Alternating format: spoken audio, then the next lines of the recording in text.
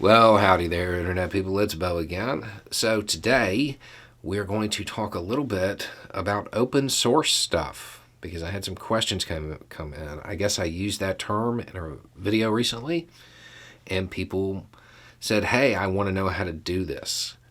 And if you have no idea what I'm talking about, all over social media right now, there are people who are pretty well versed in open source intelligence, and they are providing updates on what's going on in Ukraine. I actually sent messages back trying to find out specifically what people wanted to know, and none of y'all responded. So I'm guessing here. There are like three things that are super popular to look at right now. One of them I'm not really going to go in depth on because it can have unforeseen consequences. But in lieu of that, I will give you something else that I recently found out about, which is really cool. So I think most people would want to know about the geolocation stuff and how they're looking at a photo and being like, okay, this is here at this time. Just know there are ways to do it. They're not making that stuff up. The problem with it is you're literally giving away somebody's position when you do that. Most of them, I would imagine, I know the accounts that I follow do not release the location of troops until they have moved. If you release that information too soon, you can get somebody hurt.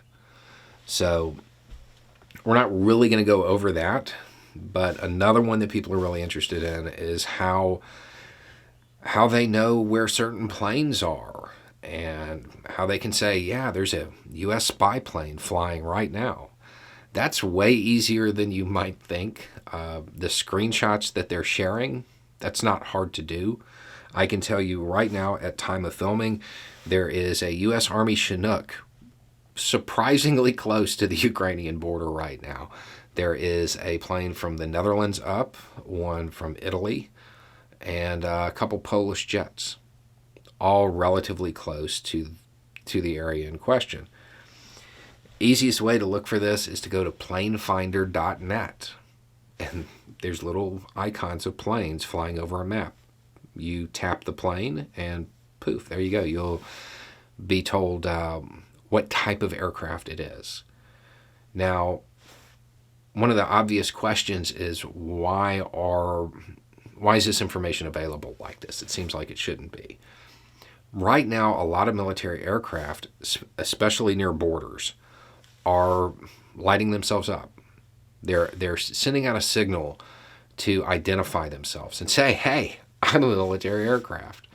And this is to prevent, let's say, a Russian MiG flying really close to the Polish border. It might turn its transponder on, turn its signal on to say, hey, F-16, please don't shoot me down and start World War III by accident. Now, they're also doing this with ships along the coast. You can do that yourself at marinetraffic.com. Same basic principle. But a cool one, and I think it's cool maybe just because I recently found out about it, is called FIRMS, Fire Information for Resource Management System. It's NASA. NASA has a satellite that tracks fires.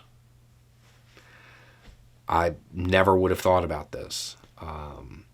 So this satellite identifies where fires occur. So you can pretty easily locate where missiles have hit, where there was a tank battle, where there was damage to, say, an oil depot that has caught fire.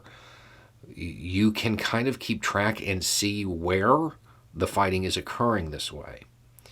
And when you're talking about the more static battles, like around the cities where the Russians aren't getting much movement, you can see where they're trying to move. This is also probably a useful tool for being prepared for events in the United States as far as wildfires and stuff like that, or if you're somebody who is tracking deforestation. This is also probably a pretty good tool.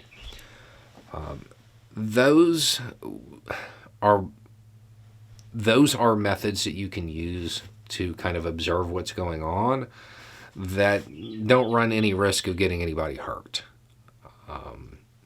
So take a look at those. All three of the sites I gave they're all free to use. I'm sure they probably have some kind of pay upgrade here or there, but you can get a good picture without having to spend any money on those. At some point, we might go into some other stuff later, but until I know specifically what people are talking about, there's a brief overview. And you would be surprised at the information you can get and how much intent you can discern by the information that's freely available like this. Anyway, it's just a thought. Y'all have a good day.